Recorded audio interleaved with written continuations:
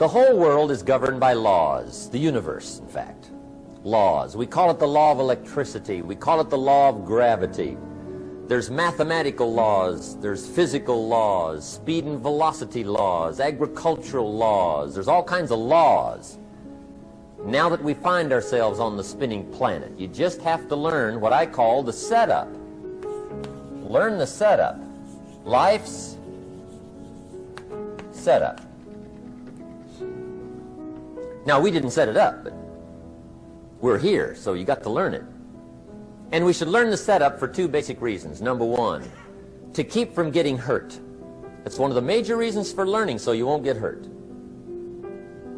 See, economically, socially, personally, you can get hurt just not knowing. Ignorance is not bliss. Ignorance is poverty. Ignorance is tragedy. You got to know, or you're going to get hurt. It's good to know not to walk out the 10th-story window. That's excellent information. Now, what if a guy didn't know and he walks out? Now he's dead at the bottom. Somebody says, well, the poor guy didn't know. You got to know, or you're going to get hurt. Okay. Now, here's a parenthesis. You don't have to like the setup. I don't ask you to like how it is. That's not what's important. But it is important to learn how it is. Okay, so you don't have to like it, but you should learn it. That's what I tell the kids, right? Make sure you get the information. What you think about it, that's up to you. What you're going to do with it, that'll soon be up to you. But make sure you get it. See, there's nothing worse than being stupid. Nothing.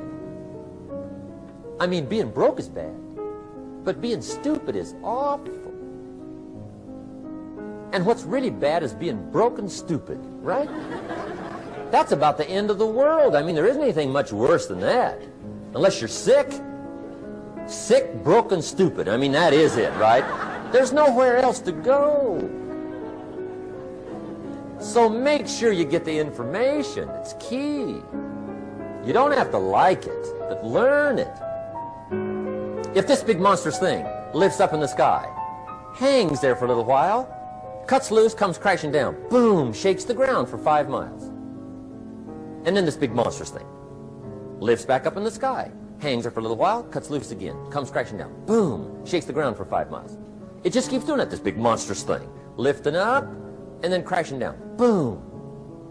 Now, you might come along one day and say, that's got to be a stupid arrangement. Which is okay. You're entitled to your opinion.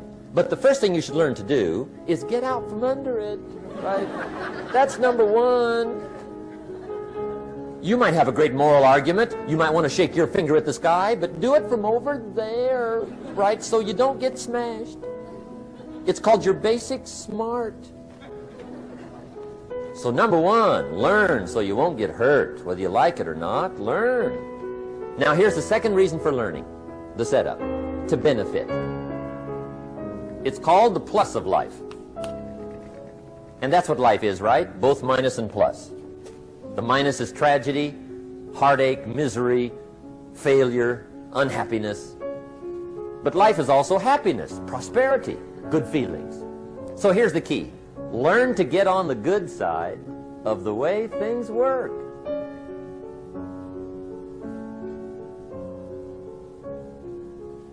Now, here's two of the basic laws, and we'll take our break. Shof taught me these. They come from the Bible. Now, again, I'm an amateur, okay? When it comes to the Bible, I'm not a pro.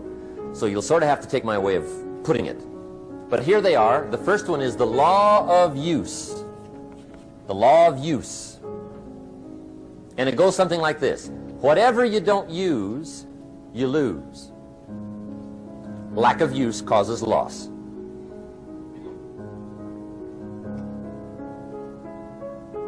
On this planet, maybe not the next one, but on this one, if you tie your arm to your body, leave it there long enough, you'll never use it again.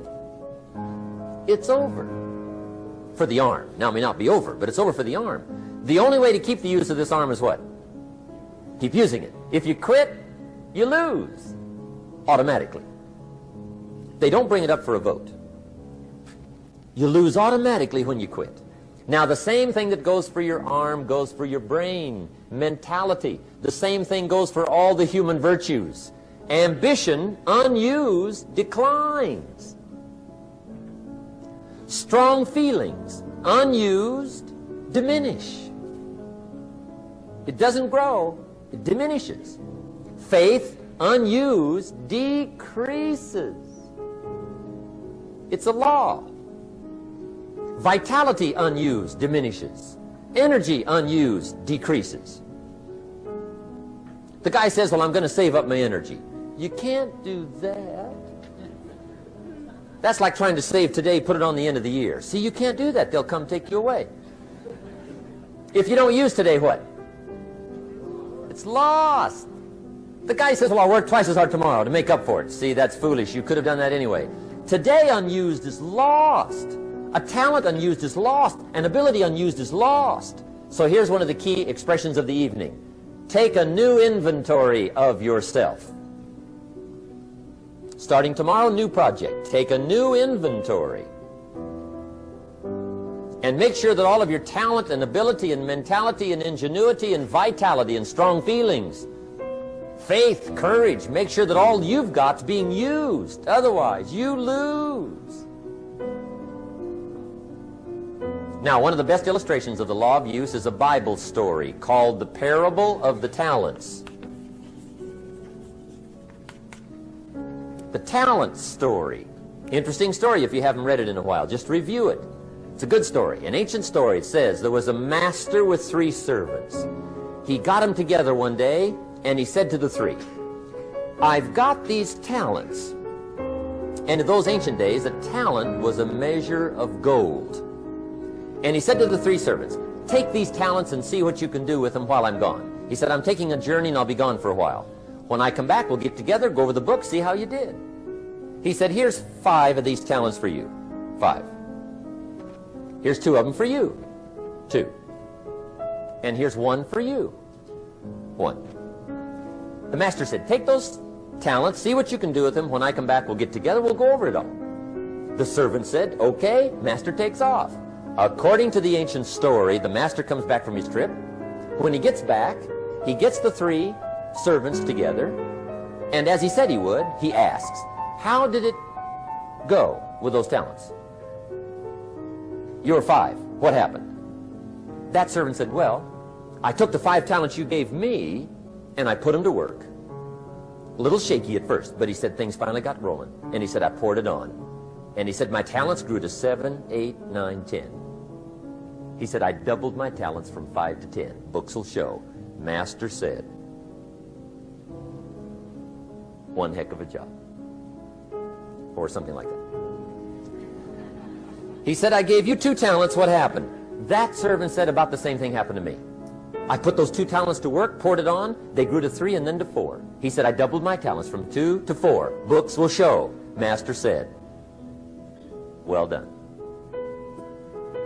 He said, I gave you 1 talent. What happened? That servant said, well, I took the talents you gave me and I carefully wrapped it and I dug a hole and buried it. And camouflaged it, I suppose, right, so nobody would steal it. And he said, fortunately, nobody got it. And he said, I knew you were going to be here today, so I dug it up. Here it is, safely wrapped. I did not lose it while you were gone.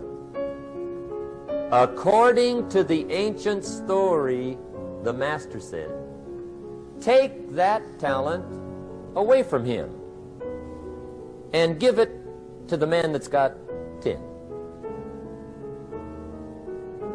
Now you might say, well, I don't like that arrangement. The poor guy's only got 1 talent. He's already got 10. It ought to be more even. Remember, I didn't ask you to like it. But this one I would ask you to learn, because it simply means whatever you do not employ, you forfeit. It's a law. So learn well the law of use. Now here's the second one, and we're going to take our break. Second law. from the Bible. This one we've heard since we were small, I'm sure. It's called the law of sowing and reaping. In fact, we probably heard it so often we could quote it.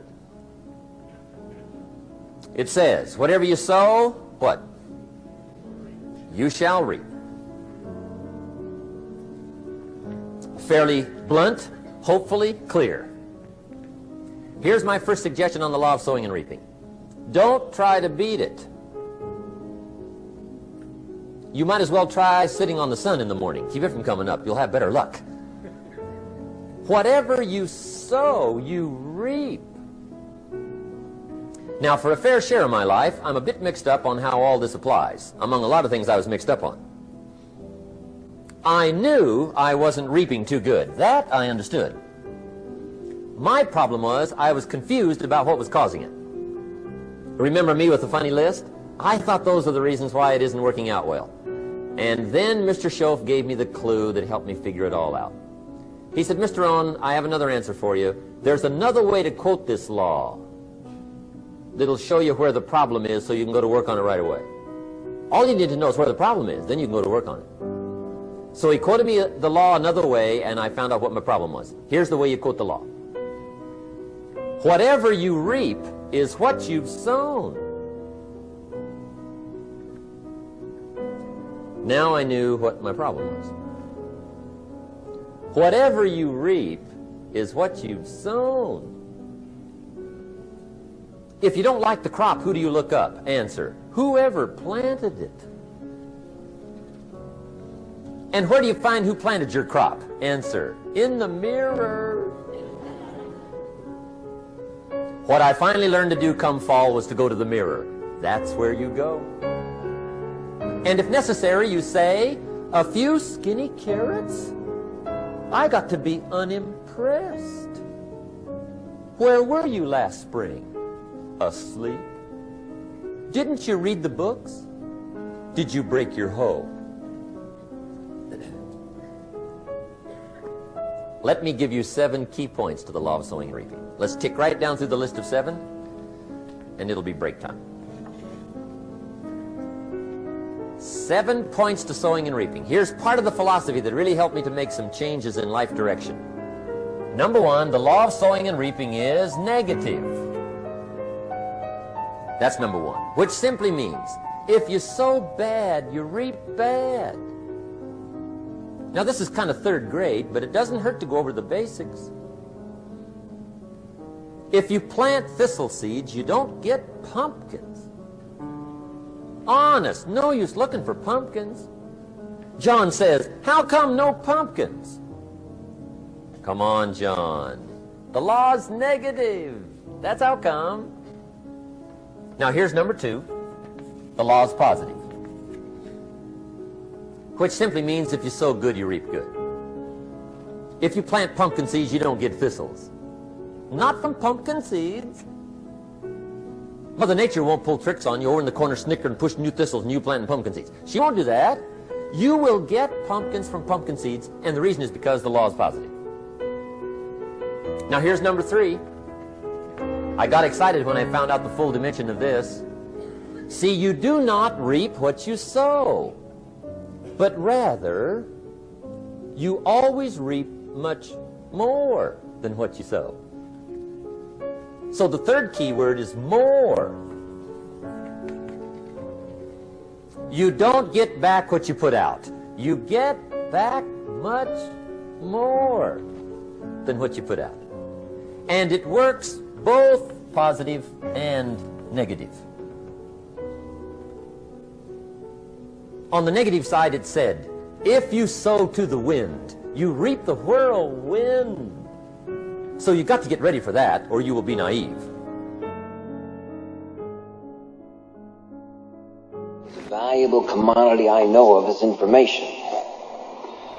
Wouldn't you agree?